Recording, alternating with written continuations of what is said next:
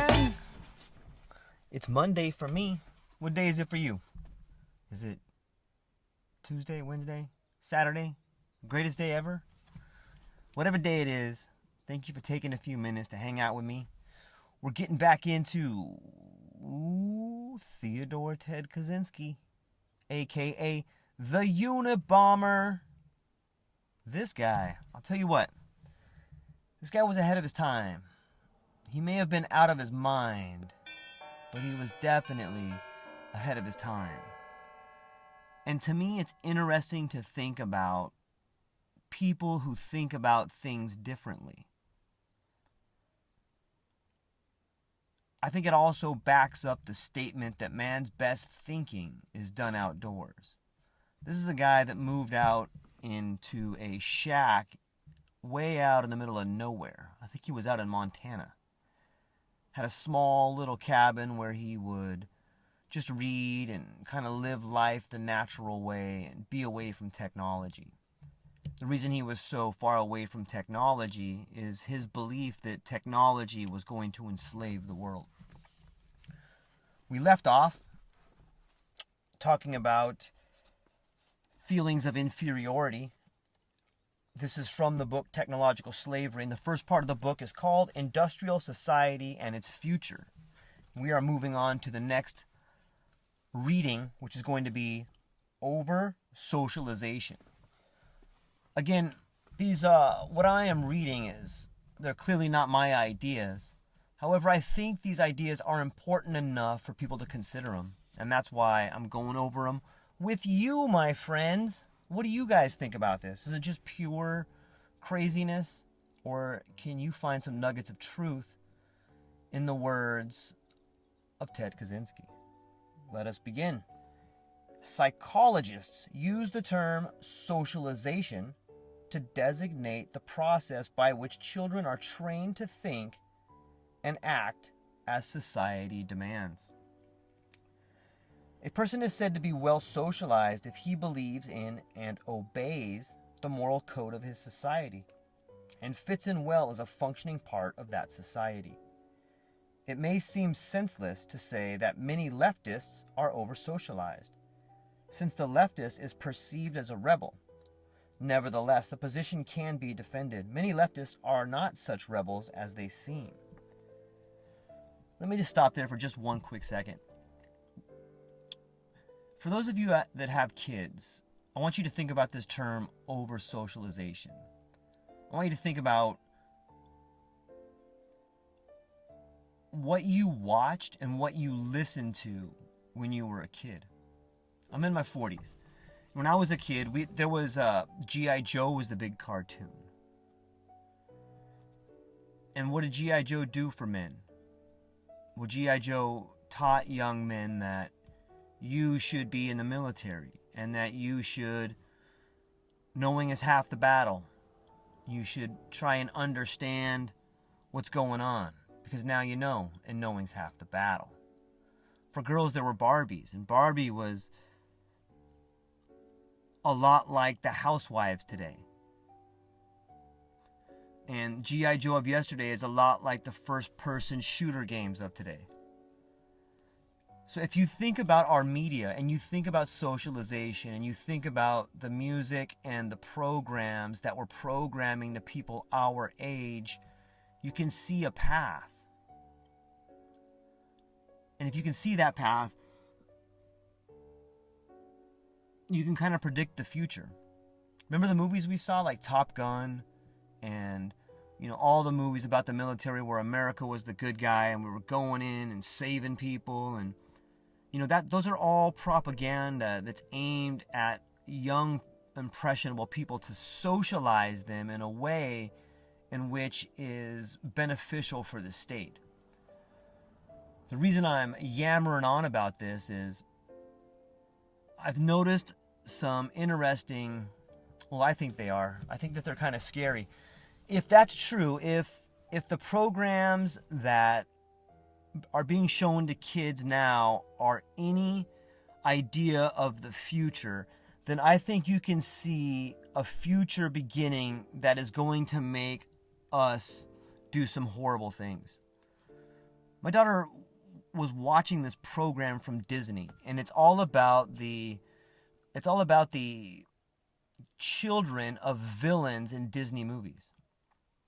Right? Not a bad premise. Like, they all get together and sing and dance, and it seems kind of happy. However, if you listen to the words of the songs that these kids are singing, you know, there's definitely a relationship between music and thinking. And what the songs are that are being sung to these children are like, it's good to be bad. Yeah, you should be horrible. Yeah, I'm going to kill this person. Like, it's just, maybe they don't say I'm going to kill this person, but they just start drilling in how good it is to be bad and how being villains are good. It's like this subversive nature of this anti-hero. And the anti-hero has become the new hero, which it seems to me in the back of kids' minds, you're giving them permission to do horrible things. And if you look at, if you were laying out a long-term plan to subvert a nation, if you were laying out a long-term plan, you always begin with indoctrination. You begin with the kids. And it seems to me, it's at least plausible that we are beginning to set up the United States to be somewhat like the Nazi Party in Germany. Like, it seems to me that there is a movement afoot to create poverty and anger and hatred in Americans so that they will do horrific things to people. And if you can slowly start telling the children it's okay to be bad, what you're doing is you're very slowly taking away the morality. You know, you're just slightly peeling away the morality and saying, hey, it's okay to be bad.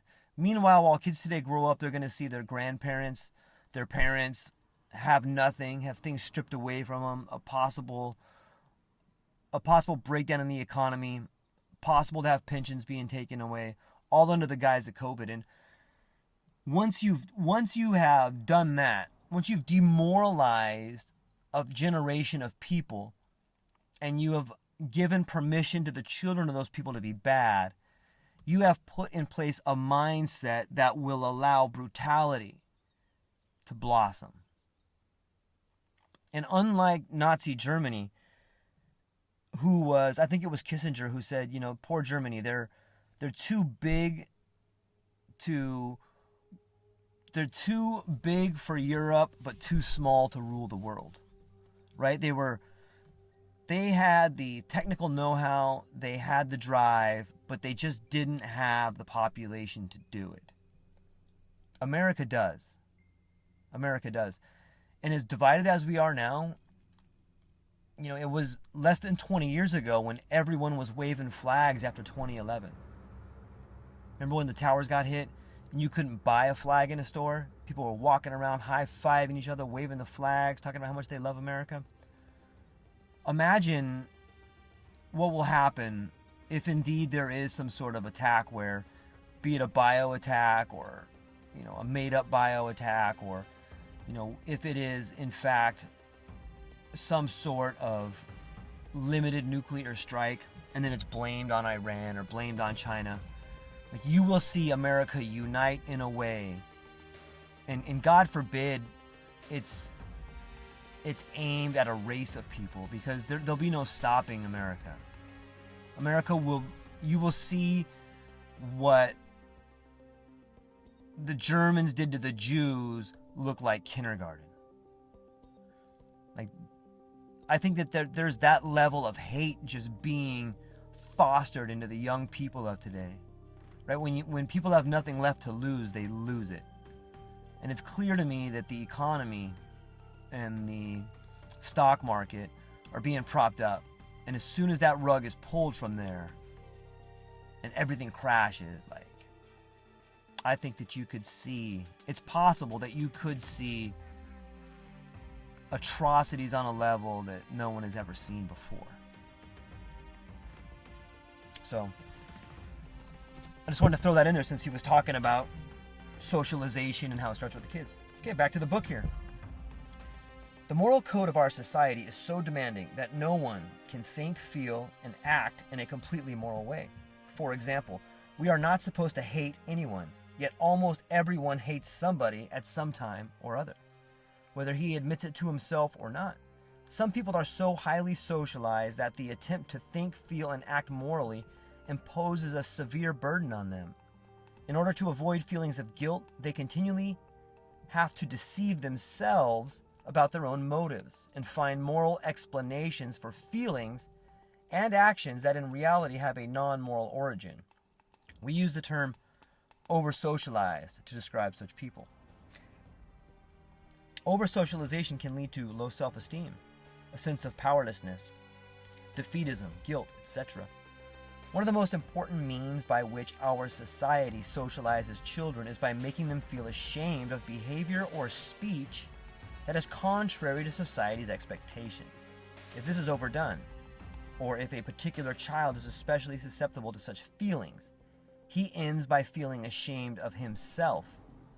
Moreover, the thought and the behavior of the over-socialized person are more restricted by society's expectations than are those of the lightly socialized person. The majority of people engage in a significant amount of naughty behavior. They lie, they commit petty thefts, they break traffic laws, they goof off at work, they hate someone, they say spiteful things, or they use some underhanded trick to get ahead of the other guy. The over-socialized person cannot do these things, or if he does do them, he generates in himself a sense of shame and self-hatred. The over-socialized person cannot even experience without guilt thoughts or feelings that are contrary to the accepted morality. He cannot think unclean thoughts. And socialization is not just a matter of morality. We are socialized to conform to many norms of behavior that do not fall under the heading of morality. Thus, the over-socialized person is kept on a psychological leash and spends his life running on rails that society has laid down for him. In many over-socialized people, this results in a sense of constraint and powerlessness that can be a severe hardship. We suggest that over-socialization is among the more serious cruelties that human beings inflict on one another. We argue that a very important and influential segment of the modern left is over-socialized, and that their over-socialization is of great importance in determining the direction of modern leftism. Leftists of the over-socialized type tend to be intellectuals or members of the upper middle class. Notice that university intellectuals constitute the most highly socialized segment of our society, and also the most left-wing segment. The leftist of the over-socialized type tries to get off his psychological leash and assert his autonomy by rebelling, but usually he is not strong enough to rebel against the most basic values of society. Generally speaking, the goals of today's leftists are not in conflict with the accepted morality.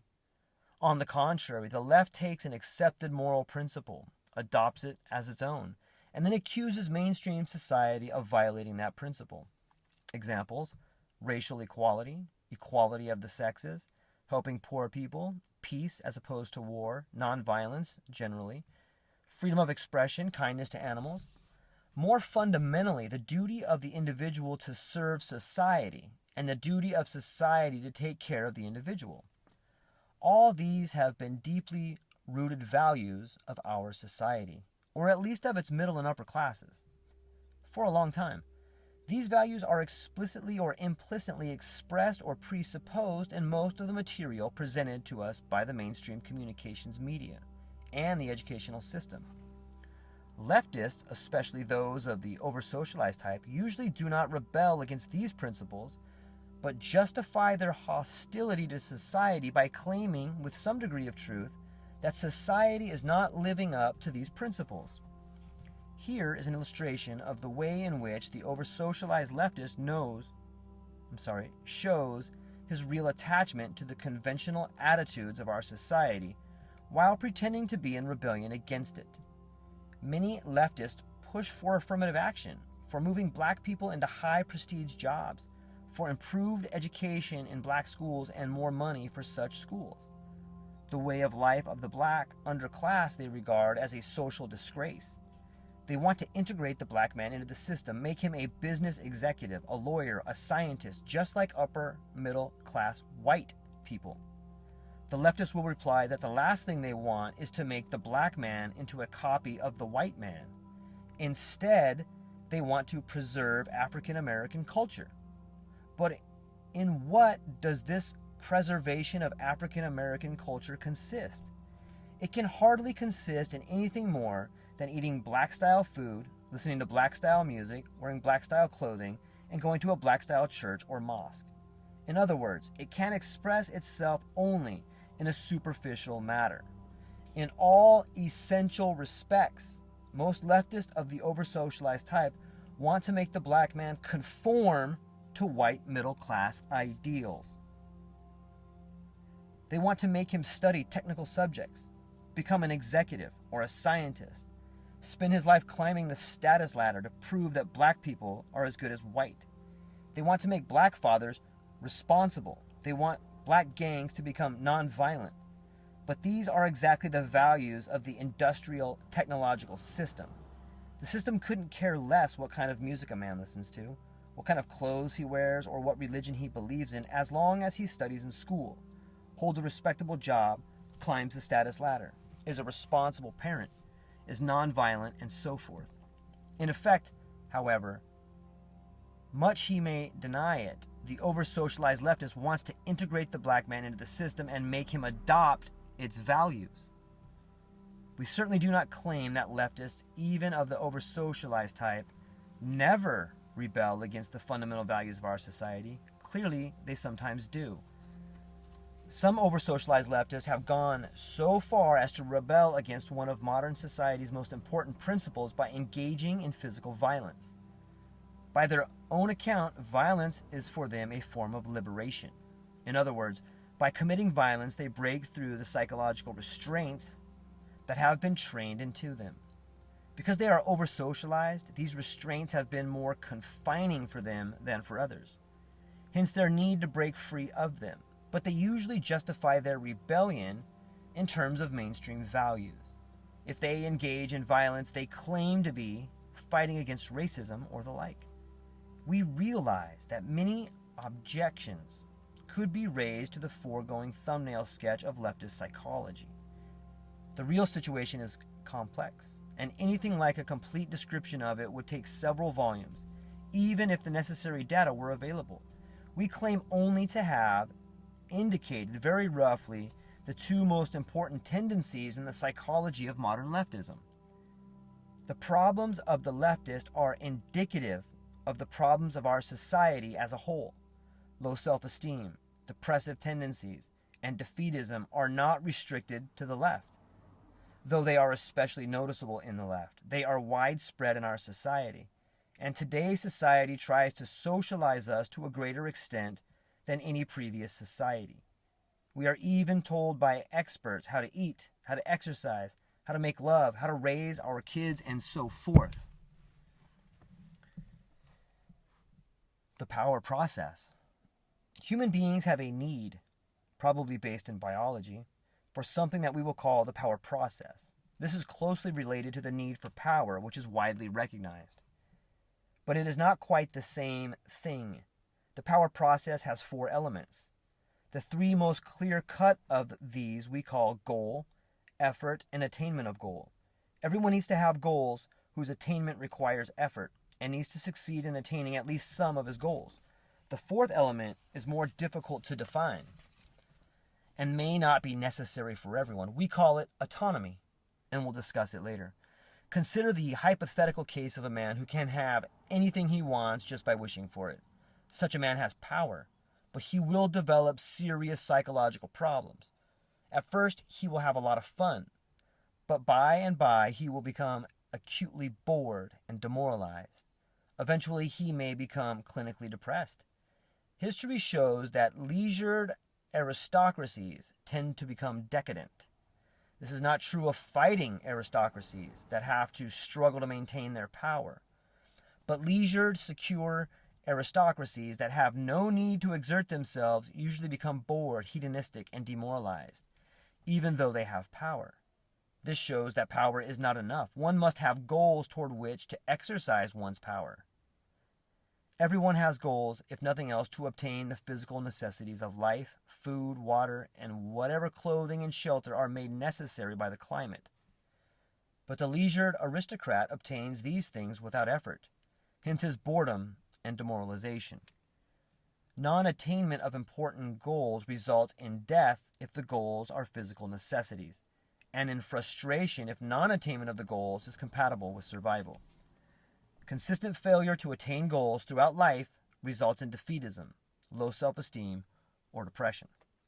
Thus, in order to avoid serious psychological problems, a human being needs goals whose attainment requires effort, and he must have a reasonable rate of success in attaining his goals. I would agree with that.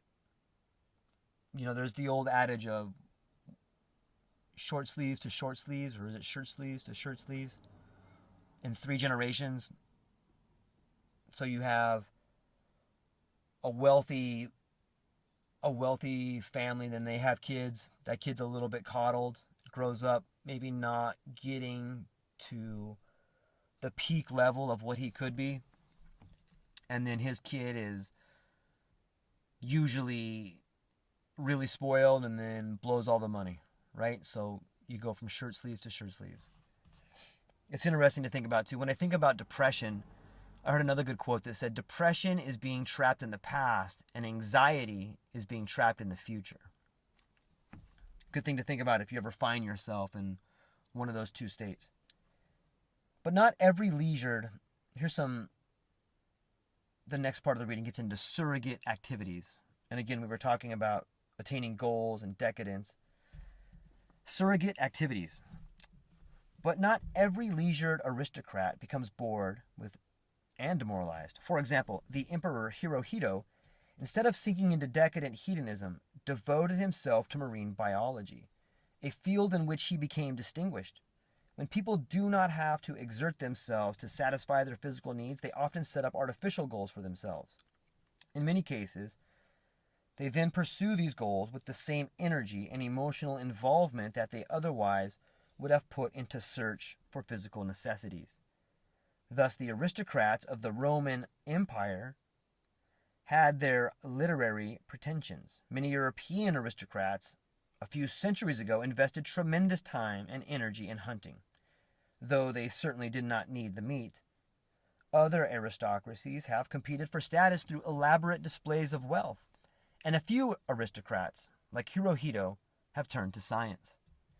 We use the term surrogate activity to designate an activity that is directed toward an artificial goal that people set up for themselves, merely in order to have some goal to work toward, or let us say merely for the sake of the fulfillment that they get from pursuing the goal.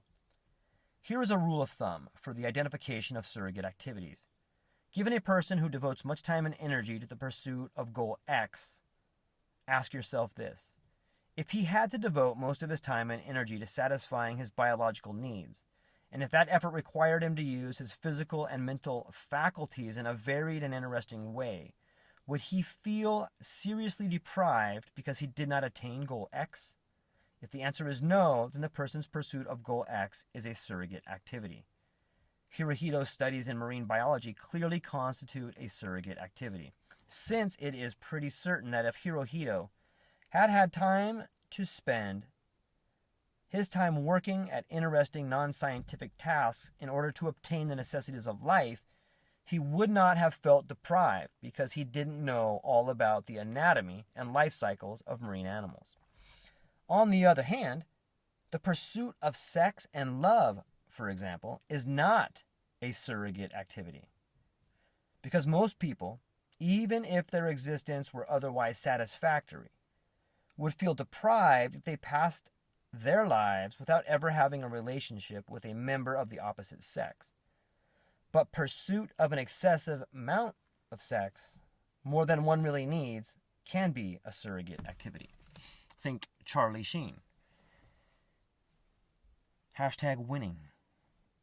In modern industrial society, only minimal effort is necessary to satisfy one's physical needs. It is enough to go through a training program to acquire some petty technical skill, then come to work on time and exert the very modest effort needed to hold a job.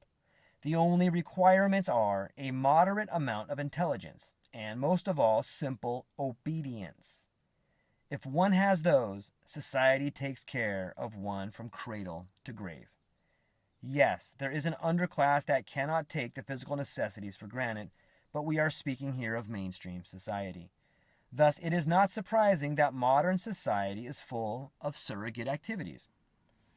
These include scientific work, athletic achievement, humanitarian work, artistic and literary creation, climbing the corporate ladder, acquisition of money and material goods far beyond the point at which they cease to give any additional physical satisfaction, and social activism, when it addresses issues that are not important for the activist personally, as in the case of white activists who work for the rights of non-white minorities. These are not always pure surrogate activities, since for many people they may be motivated in part by needs other than the need to have some goal to pursue.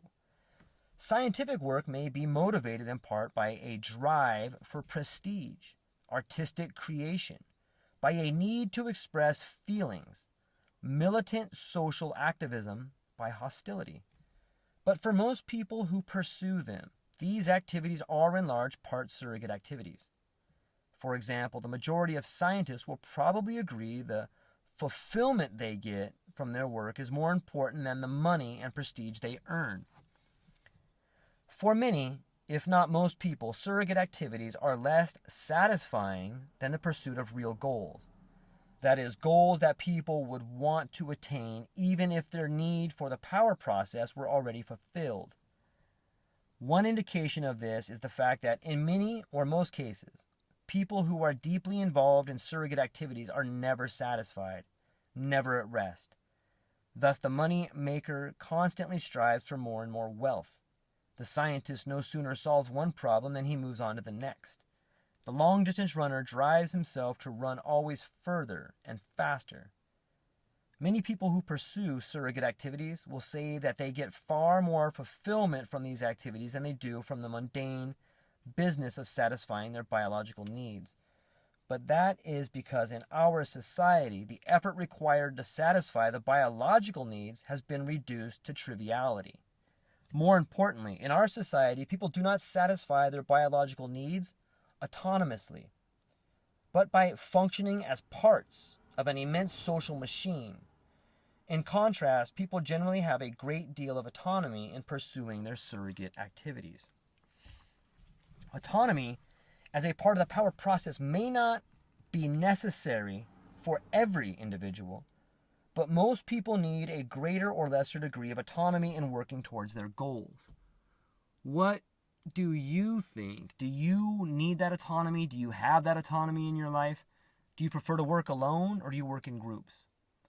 I, for one, love people and I like being around them, but I can't stand to be around them all the time.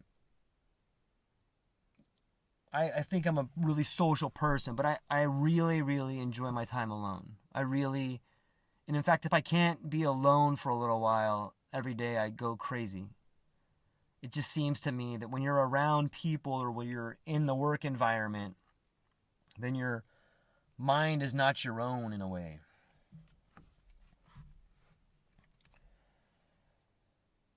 But most people need a greater or lesser degree of autonomy in working toward their goals. Their efforts must be undertaken on their own initiative and must be under their own direction and control. Yet most people do not have to exert this initiative, direction, and control as single individuals. It is usually enough to act as a member of a small group. Thus, if half a dozen people discuss a goal among themselves and make a successful joint effort to attain that goal, their need for the power process will be served. But if they work under rigid orders, handed down from above, and leave them no room for autonomous decision and initiative, then their need for the power process will not be served. The same is true when decisions are made on a collective basis. If the group making the collective decision is so large that the role of each individual is insignificant, It is true that some individuals seem to have little need for autonomy. Either their drive for power is weak, or they satisfy it by identifying themselves with some powerful organization to which they belong. And then there are unthinking animal types who seem to be satisfied with a purely physical sense of power. The good combat soldier who gets his sense of power by developing fighting skills that he is quite content to use in blind obedience to his superiors. But for most people, it is through the power process, having a goal, making an autonomous effort, and attaining the goal, that self-esteem, self-confidence, and a sense of power are acquired.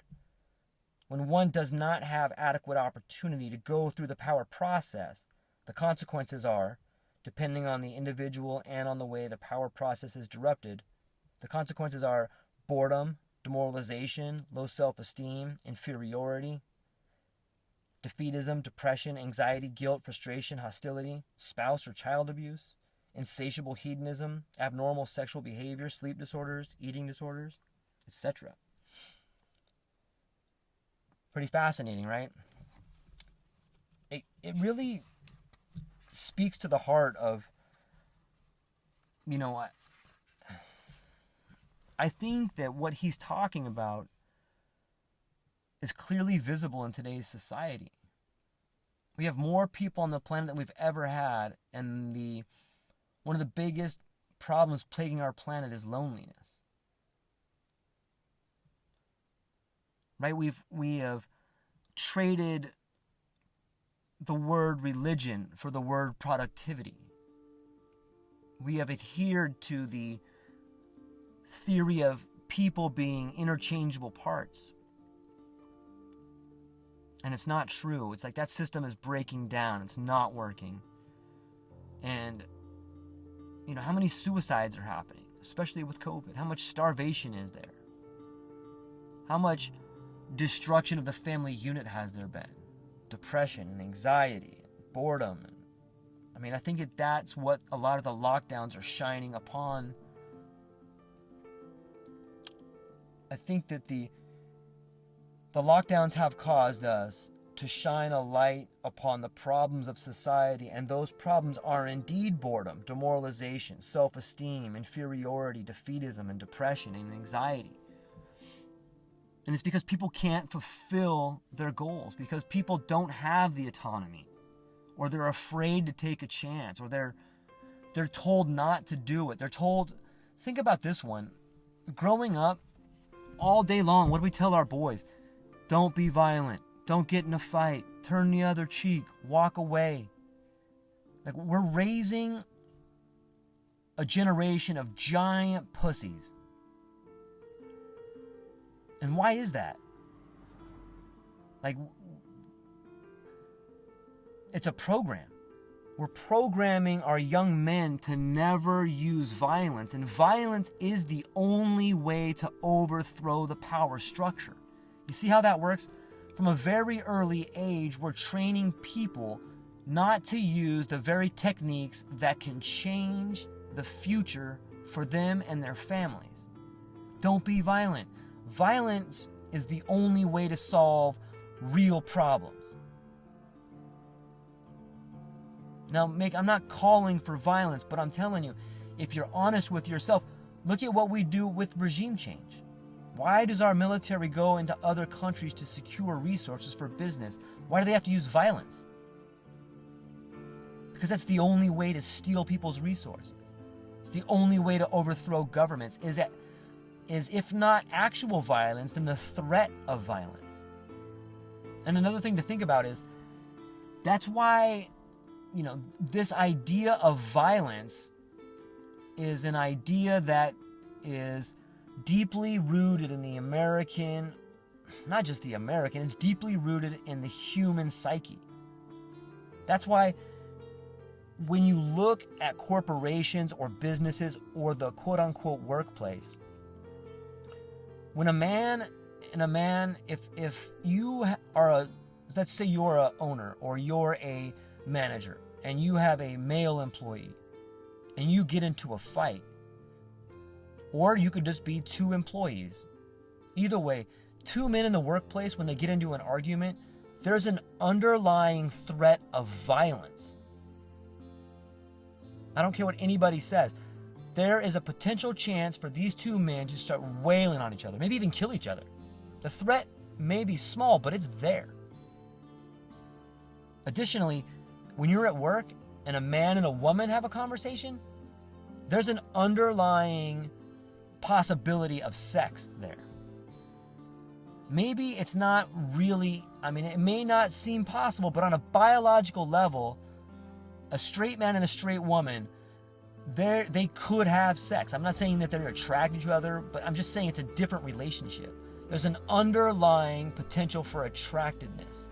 Whereas men on men, there's an underlying possibility for violence. And that fundamentally changes the way people react. And so I think that that's a part of equality that no one's factoring in. Like, this is pretty new, like the men and women in the workplace and equality and understanding how we react to each other. And I think that dovetails nicely with leftism in that. Like, well, how come we're not equal? Well, because these two guys might kill each other, and this man and this woman may fall in love. It's possible. I'm not saying that will happen. I'm just saying that's something to think about in the workplace relationships. So, well, I think I'm going to shut it down right there for right now. And tomorrow we're going to get into the sources of social problems. So I hope every one of you has an amazing day. I hope you try to utilize some of your autonomy. Reach out to your friends, your loved ones, and set some goals for yourself to make the world a better place and your life a better place. All right. Aloha.